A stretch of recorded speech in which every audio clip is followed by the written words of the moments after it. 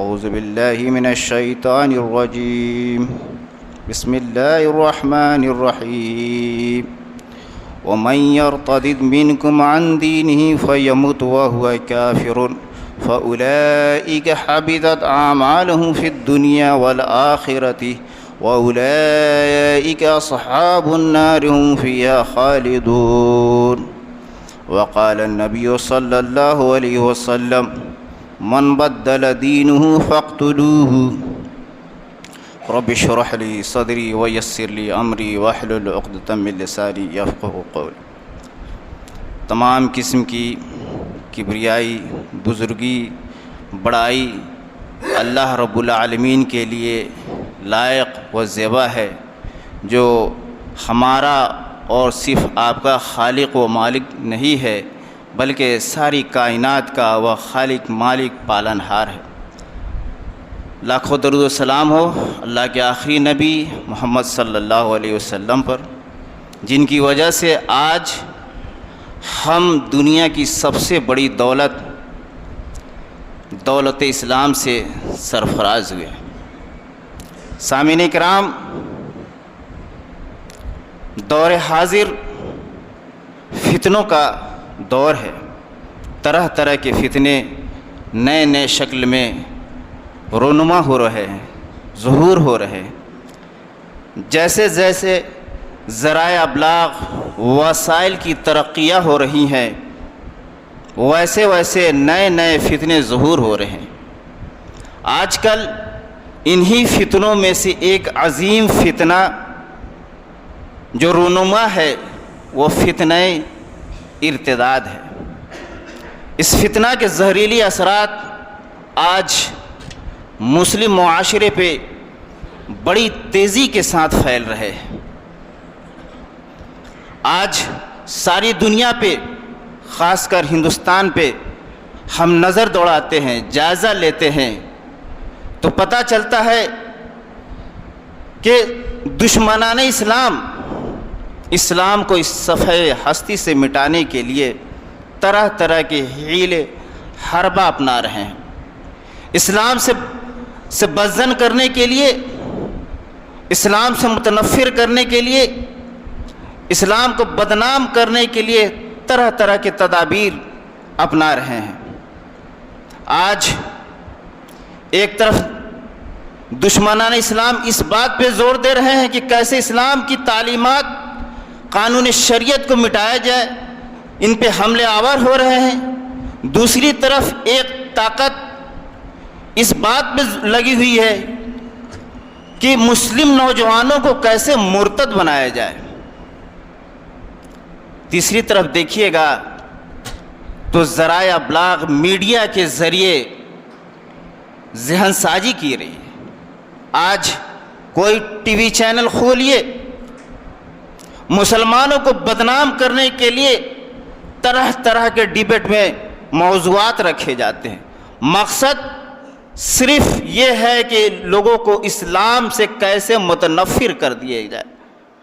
نام نہاد مولانا کو کھڑے کر دیے جاتے ہیں اور طرح طرح کے الزامات، ایسے خرافات لگائے جاتے ہیں کہ غیر یہ سمجھتے ہیں کہ یہی صحیح کہہ رہا ہے۔ میرے عزیز بھائیوں، یہ آج کل جتنے فتنے رونما ہو رہے اسلام کے خلاف، یہ کوئی نیا نہیں ہے اسلام کے لیے۔ اللہ کے نبی صلی اللہ علیہ وسلم کی جب بعثت ہوئی، اسی وقت سے اللہ کے نبی کریم صلی اللہ علیہ وسلم کو بھی بدنام کرنے کے لیے طرح طرح کے ہیلے، طرح طرح کے حربہ اپنائے گئے۔ پھر جب دیکھیں اس مقصد میں کامیاب نہیں ہوئے تو قرآن مقدس کو نشانہ بنایا گیا۔ قرآن مقدس پہ طرح طرح کے الزامات لگائے گئے کہ یہ کاہن کا کلام ہے، یہ جادوگر کا کلام ہے، تو فلاں کا ہے تو ڈھکا کا ہے۔ پھر قرآن مجید میں اللہ تبارک و تعالیٰ نے چیلنج کیا، فَأْتُوا بِسُورَةٍ مِّن مِّثْلِهِ، اگر تم کو شک ہے تو ایک کام کرو، لے آؤ اسی کی طرح ایک سورہ۔ تم کو شک ہے نا قرآن مجید پہ، تو لے آؤ اسی طریقے کے ایک سورہ پیش کر دو۔ اس وقت کے بڑے بڑے ادیب، بڑے بڑے عربی زبان کے ماہرین کھڑے ہوئے، کمیٹیاں بنائی اور لگے قرآن کے مثل آیت لانے کے لیے۔ فیل کر گئے. نئے دور میں کیا کیا گیا؟ آج کل قرآن مقدس کے حروف کی بھی تبدیلیاں کی گئی، نئے نئے نسخے فری میں بانٹے جا رہے ہیں، فلاں جگہ سے چلا جائے. کیا کہ قرآن کی آیات کو ادھر سے ادھر، ادھر سے ادھر کر کے بازار پھیلاؤ. لیکن انہیں پتہ چلا کہ اس کے یہ ہزاروں لاکھوں نہیں کروڑوں حفاظ ہیں جو حرف تو کیا زبر زیر کی تبدیلی اور چینجنگ نہیں قبول کر سکتے. ناکامیاب ہوئے. پھر شروعات میں جب وہ قرآن مقدس سے عاجز آ گئے تو کیا کیا؟ حدیث شریف پر نشانہ بنانا شروع کیا. کہا ٹیم تیار کی گئی، بڑے بڑے لوگ تیار ہوئے اسلام کے خلاف، اور حدیثیں گڑھنے شروع کر دیے گئے. پھیلایا سوسائٹی میں، سماج میں، حدیثیں گڑھ گڑھ کے منسوب کر کے کہ اللہ کے رسول نے یہ کہا ہے. اس میں کچھ حد تک کامیاب ہوئے. ہارون رشید کے زمانے میں ایسے ہی ایک حدیث گڑھنے والے کو پکڑ کے لایا جاتا ہے. کہا جاتا ہے بادشاہ وقت یہ دیکھیے یہ حدیث گڑھا کرتا ہے. ہارون رشید بڑا ناراض ہوا، بڑا غصہ ہوا، آگ بگولا ہوا. کہا کہ قتل کرو اس کو. اس نے کہا سنو بادشاہ، مجھے تو قتل کر دو گے، میں نے جو سوسائٹی اور سماج میں بے شمار حدیثیں پھیلایا ہے کیسے پتہ لگاؤ گے؟ میری جان بخشو، میں بتا دوں گا کہ کہاں کہاں میں نے کون کون سی حدیثیں گڑھی ہیں. ہارون رشید نے کہا کہ تمہاری ضرورت نہیں ہے، اسے قتل کر دو. ہماری قوم میں عبداللہ بن مبارک جیسا محدث ہے جو دودھ کا دودھ اور پانی کا پانی نکال دے گا. مار دیا گیا. اس سے بھی عاجز ہے، اس میں بھی ناکامیابی. سیرت طیبہ کے سوچے کہ اب ذرا مطالعہ کیا جائے، سیرت طیبہ کو کیسے داغدار کیا جائے. بڑی بڑی ٹیمیں دور حاضر میں بنی کہ اللہ کے رسول صلی اللہ علیہ وسلم کی سیرت طیبہ کا مطالعہ کیا جائے، اس میں جو کمیاں ہیں اس کو نکالا جائے تاکہ ہم اس کو پوری دنیا میں پھیلا کے بدنام کریں گے. بڑے بڑے اسکالرس، یہود و نصارہ، غیر مسلموں کو بڑے بڑے ایک پہ ایک عالم دین کھڑے ہوئے. اتفاق دیکھیے کہ جن لوگوں نے سیرت طیبہ کا مطالعہ کیا ان میں سے اکثریت بجائے کہ اللہ کے رسول کے خلاف لکھتے، اللہ کے رسول صلی اللہ علیہ وسلم سے اس قدر متاثر ہوئے کہ ان کے سپورٹ، ان کے حمایت، ان کی تعریفات میں کتاب لکھی. اتنی کتابیں لکھی غیر مسلموں نے اللہ کے نبی کریم صلی اللہ علیہ وسلم پر، ان کا شمار کرنا مشکل ہے. ابھی 1980 کے دہائی کا واقعہ ہے. مارکل ایچ ہارٹ نامی ایک شخص یہودی جو اسلام کا دشمن ہوتا ہے، شروع سے رہا ہے اور آج بھی ہے. مارکل ایچ ہارٹ ایک کتاب لکھتا ہے، 28 سال زندگی اپنی صرف کرتا ہے. کیا The 100 کتاب کے نام ابھی بھی گوگل پہ بھی آپ سرچ کیجئے گا، کتاب دستیاب ہے. The 100 ranking of most influential person in history. 100 شخصیات، 100 شخصیات کا مطالعہ کیا، اور جو سب سے پہلی شخصیت کو اس نے نام رکھا جس کی دنیا میں سب سے زیادہ اثر و رسوخ ہے، تو جانتے ہیں کون ہے؟ اللہ کے رسول صلی اللہ علیہ وسلم. دستیاب ہے، آپ گوگل پہ سرچ ماریے اس کتاب کو ملے. سب سے ایک یہودی آدمی گواہی دیتا ہے سب سے پہلے اللہ کے رسول صلی اللہ علیہ وسلم کو نمبر 1 پہ رکھتا ہے. 1988 میں یہ کتاب شائع ہوئی. میرے عزیز بھائیوں، یہاں سے بھی ناکامیاب ہوئے، نہیں کر سکتے، کمیاں بھی نہیں نکال پاتے. ان لوگوں نے کیا کہا؟ کوئی اور پلان کرو. کیا ہے وہ؟ دور جدید کا نئی نسل، مسلمانوں کی نئی نسل کا مطالعہ شروع کیا. کہا کہ یہ مسلمانوں میں دولت، حرص، شہرت، لالچ اب اس قدر ہے کہ غیر قوموں میں اتنی نہیں ہے. اب یہ اپنی اولاد کو دینی تعلیم نہیں دے رہی ہے. یہ ان کا زندگی کا مقصد پیسہ کمانا، چاہے حلال طریقہ ہو یا حرام، کوئی مت فرق نہیں، پیسہ آنا چاہیے. کیا کیا؟ ان لوگوں کو ٹارگٹ میں لینا شروع کیا گیا. ایسے لوگوں کے RSS کی ایک تنظیم ہندو یوا واہنی، اسی لیے اس کی اسٹیبلش تاسیس ہوئی، اس کی بنیاد پڑی گئی. کیا؟ ایسے نوجوانوں کو اس میں ٹریننگ دی جاتی ہے جو غیر شادی شدہ ہوتے ہیں، جو کالجز، یونیورسٹیوں یا آفسوں میں کام کرتے ہیں، اور انہیں اردو سکھایا جاتا ہے، اردو اشعار سکھائے جاتے ہیں، اسلامی تعلیمات انہیں سکھائے جاتے ہیں، جی اسلامی تعلیمات انہیں سکھایا جاتا ہے، ٹریننگ دی جاتی ہے، پھر کہا جاتا ہے اب جاؤ اور ہم مسلم عورتوں، مسلم لڑکیوں کو ٹارگٹ کرو، نشانہ کرو۔ کیسے؟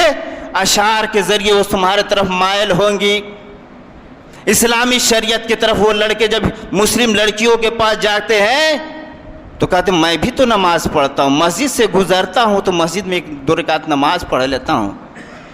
کیوں؟ مقصد کیا ہوتا ہے کہ کس طریقے سے مسلم بچیوں کو نشانہ بنایا جائے اور اپنے فندے اور جال میں پھنسا کے، اور پھر یہ انہیں کہا جاتا ہے کہ اگر شادی کرنے میں کامیاب ہو جاتے ہو، مرتد بنانے میں کامیاب ہو جاتے ہو تو تمہیں دنیاوی ہر عیش و عشرت سے نواز دیں گے، مکان دیں گے، گاڑی دیں گے، کیا چاہیے تمہیں۔ ابھی چند دنوں کا قبل کا واقعہ ہے، RSS کا یہ پمفلیٹ، یہ لائے عمل وائرل ہوا تھا، ابھی چند دنوں کا واقعہ ہے، اور اس میں بہت حد تک ان کو کامیابی ملی ہے۔ جی آج پچھلے چند سالوں میں اگر دیکھا جائے تو بہت سارے مسلم نوجوان لڑکیاں خاص طور پہ ارتداد کی طرف مائل ہو گئی۔ میرے عزیز بھائیوں، ایسا نہیں کہ ارتداد کا مسئلہ یہ کوئی نیا ہے اور یہ آج کل کا ہے۔ اللہ کے رسول صلی اللہ علیہ وسلم کے زمانے میں بھی بس رنگت، شکل صورت بدل جاتے ہیں۔ اللہ کے رسول صلی اللہ علیہ وسلم کے زمانے میں ایک نصرانی آتا ہے، اسلام قبول کر لیتا ہے اور اللہ کے رسول صلی اللہ علیہ وسلم کی بڑی قربت حاصل کرتا ہے۔ عام طور پہ جب یہود و نصارہ جب اسلام قبول کرتے تھے تو پڑھے لکھے ہوتے تھے، تو اللہ کے رسول صلی اللہ علیہ وسلم ان کو پڑھنے لکھنے والے امور معاملات پہ مامور کر دیا کرتے تھے۔ تو اس نصرانی شخص کو اللہ کے رسول صلی اللہ علیہ وسلم کاتبین وحی کی جو ٹیم تھی اس میں شامل کرتے ہیں۔ کچھ دنوں کے بعد اپنے قبیلے میں جاتا ہے اور قبیلے والے اس کو جو ہے نا بہت لان تان کرتے ہیں، تو اپنے آبا و اجداد کا دین چھوڑ دیا یار، تمہیں کیا چاہیے؟ ارے ہم دیں گے، تم محمد کے دین کو قبول کر لیا۔ بڑی اس کو جو پھٹکار لگائے، وہ کیا ہوتا ہے، اس شخص مرتد ہو جاتا ہے، اسلام سے پھر جاتا ہے اور اناپ شناپ قرآن کے خلاف بولنے لگتا ہے۔ چند دنوں کے بعد اس کی موت ہوتی ہے۔ نصرانیوں نے اسے قبر میں دفنایا۔ کل دوسرے دن اگلی صبح جا کے دیکھتے ہیں تو اس کی لاش قبر سے باہر پڑی ہوئی، اس کی لاش قبر سے باہر پڑی ہوئی۔ نصرانیوں نے کہا کہ یہ مرتد ہو گیا تھا نا، یہ مسلمانوں کا کرتوت ہے، اس نے جان بوجھ کے پھینک دیا مسلمان سب۔ دوسرے دن پھر دفنایا، پھر دیکھا کہ قبر کی وہ لاش جو ہے باہر پڑی ہوئی۔ یہ نصرانیوں نے کہا کہ ایک کام کرو، یہ مسلمان جو ہے نا بڑی سازش کر رہے ہیں، اس بار اتنی گہری قبر کھودو اور اس طریقے سے دفناؤ ہل جائے، یہ کھول نہ سکے۔ ایسے ہی کیا گیا، جی ایسے ہی کیا گیا، اور پھر جب آ کے دیکھتے ہیں تو لاش اوپر پڑی ہوئی ہے۔ نصرانی سمجھ گئے کہ نہ، یہ انسانی طاقت، یہ انسانی بس کی بات نہیں ہے کہ اس لاش کو جو ہے نا اب نکالا جا سکے۔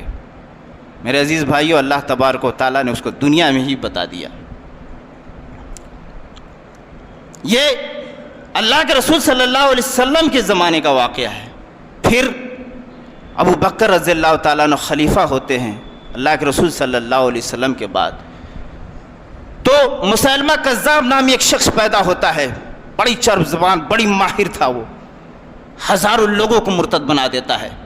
حضرت ابو بکر رضی اللہ تعالیٰ عنہ کے دور میں بہت سارے فتنے ہوئے، چنانچہ ابو بکر صدیق رضی اللہ تعالیٰ عنہ خالد بن ولید کی قیادت میں ایک لشکر بھیجتے ہیں جو جنگ یمامہ کے نام سے مانا جاتا، بہت بڑی لشکر اس زمانے کی تھی، اور پھر اس فتنے کو ختم کر دیا گیا۔ میرے عزیز بھائیو، یہ ارتداد ہے کیا؟ ارتداد آدمی دین اسلام سے پھر جائے اور پھرنے والے کو مرتد کر۔ اسلام نے کیا سزا مقرر کی ہے؟ اللہ تبارک و تعالیٰ نے کیا کہا؟ وَمَن يَرْتَدِدْ مِنْكُمْ عَنْ دِينِهِ فَيَمُتْ، جو شخص تم میں سے کوئی اگر مرتد ہوتا ہے، دین اسلام سے پھرتا ہے، فیموت، اور اگر وہ مر جاتا ہے، وہ ہوا کافر، تو جان لو وہ کافر ہو گیا۔ اور فرمایا فَأُولَٰئِكَ حَبِطَتْ أَعْمَالُهُمْ فِي الدُّنْيَا، اگر اسلام کی حالت میں جو کس نے نیکیاں کی ہیں، نمازیں پڑھی ہے، روزہ رکھا ہے، سارے کے سارے رائے گا اور بیکار ہو جائے گا۔ وَأُولَٰئِكَ أَصْحَابُ النَّارِ هُمْ فِيهَا، اور یہ جہنمی ہوگا جس میں ہمیشہ ہمیشہ رہے گا۔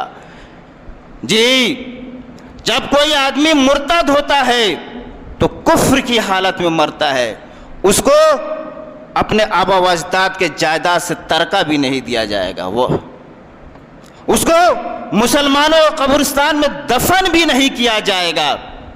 یہ ہے اللہ کے رسول صلی اللہ علیہ وسلم نے کیا کہا، من بدل دینہ فاقتلہ، جو شخص مرتد ہوتا ہے کیا کرو، فاقتلہ، قتل کر دو۔ میرے عزیز بھائیوں، اسلام نے بڑی چند جگہوں پہ قتل کی سزا مقرر کی ہے، جس میں سے ایک مرتد کی سزا ہے۔ سوچئے کتنی بڑی سزا ہے، کتنا بڑا گناہ ہے ارتداد۔ ابھی تو میں پچھلے واقعات بتا رہا ہوں، دور حاضر میں بھی یہ کچھ چند ناموں کو میں آپ کے سامنے تذکرہ کرنا چاہتا ہوں جس کو آپ جانتے ہیں۔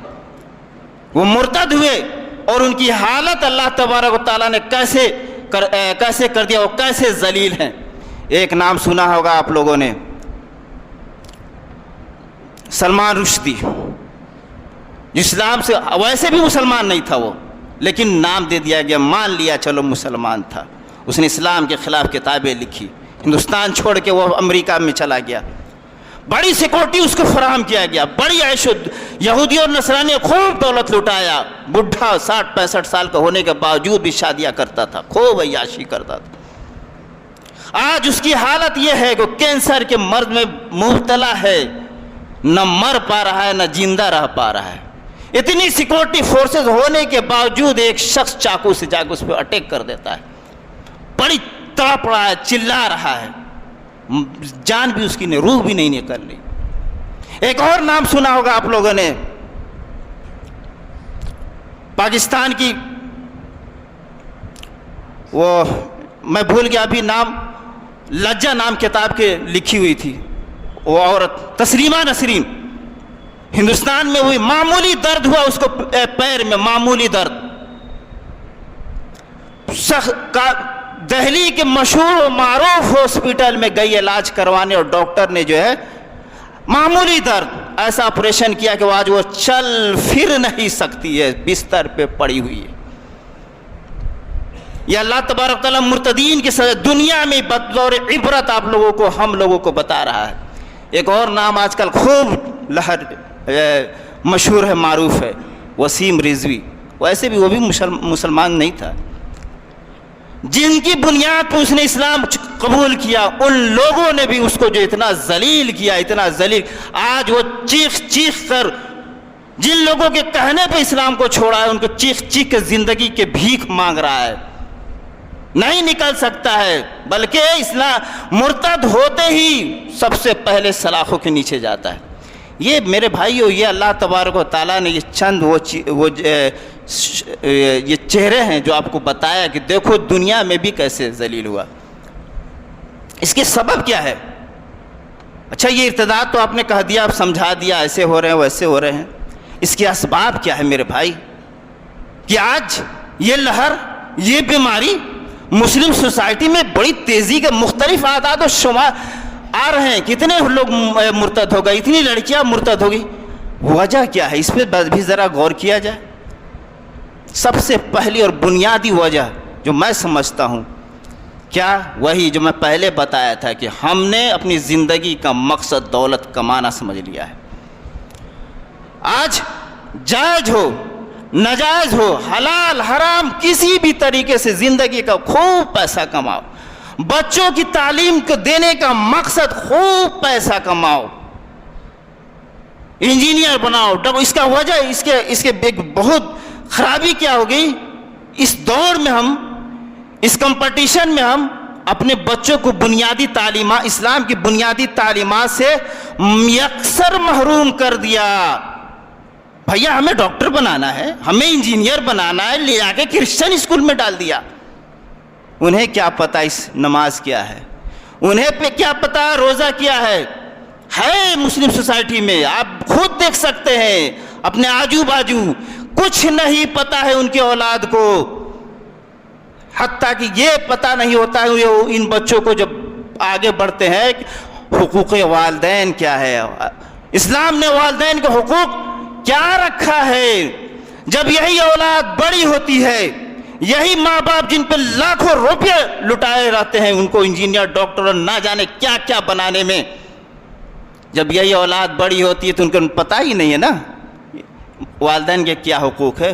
جب بڈھے ہوتے پکڑ کے لا کے ان کو جا کے کہاں پھینک دیا جاتا ہے، اولڈ ایج ہوم سینٹر بنائے جاتے ہیں. کن کے لیے؟ بوڑھے لوگوں کے لیے جن کی اولادیں گھر سے بے گھر کر دیتی ہے. یہی وہ لوگ ہوتے، یہی اولاد جن پہ لاکھوں روپیہ خرچ ہے. پتہ ہی نہیں انہیں نا اسلام ہے کیا، بس وہ جانتے ہیں مسلمان ہیں. میرے بھائی سب سے بڑی اور بنیادی وجہ جو میں سمجھتا ہوں یہی ہے کہ اپنے اولاد کو یکسر بالکل محروم کر دیا ہم نے اسلامی تعلیمات، اسلامی احکامات. دوسری جو میری نظر میں سب سے بڑی وجہ ہے، شادی بیاہ کو کمپلیکیٹڈ بنا دینا، شادی بیاہ کو ایشوز بنا دیا. میرے بھائیوں، اسلام دنیا کا وہ واحد مذہب ہے جس نے شادی بیاہ کو عبادات کے درجے میں رکھا. شادی بیاہ پہ کرنے والوں کو اجر ثواب دیا، بے شمار فضیلتیں بیان کی. اللہ کے رسول صلی اللہ علیہ وسلم نے بہت ترغیب دی، کہا نکاح من سنتی، یہ انبیاء اور رسول کی سنت ہے. روحانیت سے روک دیا. دیگر مذہب کو مطالعہ آپ کیجئے گا تو جو برہمچاریت کی زندگی گزارتا ہے بڑی اس کی فضیلت ہے، لیکن اسلام نے نہ برہمچاری کی زندگی، روحانیت کی زندگی سے منع کر دیا، سیدھے بائیکاٹ کر دیا. حکم دیا وَأَنكِحُوا الْأَيَامَ مِنكُمْ، جو تم میں سے غیر شادی شدہ مرد اور عورتوں کی شادی کرو. اور تمہیں کو نہیں کہا بلکہ کہا وَالصَّالِحِينَ مِنْ عِبَادِكُمْ وَإِمَائِكُمْ، جو تمہارے ماتحت لوگ جو ہیں، جو غلام، ان کی بھی شادی کرو. بڑی فضیلت دی. ایک تشریح کہیں نہ کہیں ہم شادی بیاہ کے متعلق جو ہے نا غلط کرتے ہیں. بڑے بڑے علماء بھی ہمارے جو ہے اس میں جو ہے کہیں نہ کہیں دیکھتے ہیں وہ تشریح کرنے میں آدھی ادھوری، غلط نہیں ادھوری کرتے ہیں. کیوں بھائی شادی کیوں کرتے ہو آپ؟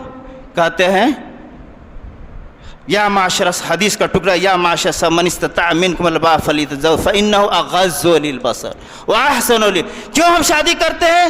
کہ نگاہ پست ہو، شرمگاہ کی حفاظت. نہیں، ادھوری تعریف ہے. ہم شادی اس لیے کرتے کہ اللہ نے حکم دیا ہے، ہم شادی اس لیے کرتے ہیں کہ نبی نے حکم دیا ہے، اس کے آرڈر دیا ہے. یہ نہیں ہے آدھی. اگر صرف یہی مسئلہ ہوتا ہے کہ خواہشات نفس کا کنٹرول کے لیے ہم شادی کرتے تو جان لیجئے اسلام میں بھی روحانیت کے دعویٰ کرنے والے کھڑے ہو جاتے. جی اگر آپ سے کوئی پوچھ دے کہ شادی کیوں کرتے ہیں تو آپ کا سب سے پہلا جواب یہ ہونا چاہیے کہ اللہ اور اس کے رسول نے حکم دیا ہے اس لیے کرتے ہیں. اور شادی کی یہ فوائد میں سے ہے اغض للبصر واحسن للفرج، اس سے آنکھ کی حفاظت ہوتی ہے، اس سے شرمگاہ کی حفاظت ہوتی ہے، اس سے اولاد کی نسل بڑھوتری ہوتی ہے. وہی اولاد جب نیک اور صالح جب ہوتی ہے تو آپ کے لیے مرنے کے بعد بھی وہ نیکیاں پہنچتی ہے. اس لیے میرے بھائیو شادی. لیکن آج ہم نے کیا کیا؟ شادی بیاہ کو اتنا مذاق بنا دیا، اتنا مذاق، اتنا مشکل امر بنا دیا کہ آج ہمت نہیں ہے عام آدمی کو شادی کرنے کی. کچھ لوگ جہیز کا سسٹم کھڑا کر دیا. ایک اور سسٹم میں سنا، کیا ہماری لڑکی ہے، ہم لڑکی کے لیے پیغام نہیں بھیج سکتے ہیں. کیا ہی سسٹم بنا دیا، کیا ریتی رواج. یا جو بھی سسٹم، جو بھی ریتی رواج اگر اسلام کے خلاف جاتا ہے، اسلام کے کار خیر میں اگر رکاوٹ پیدا کرتا ہے تو وہ باطل ہے. پتہ چلا کہ کچھ علاقے ایسے ہیں اگر لڑکی والے شادی کے لیے بات کرتے ہیں ان کو لڑکیوں پہ الزام لگانے لگتے ہیں، پیچھے سماج پڑ جاتا ہے کہ اس کی لڑکی میں کوئی غلطی تو نہیں ہے، معیوب سمجھنے لگتے ہیں۔ میرا عزیز بھائیو، عمر بن خطاب کی بیٹی حضرت حفصہ بنت عمر، ان کے شوہر شہید ہو جاتے ہیں، انتقال کر جاتے ہیں۔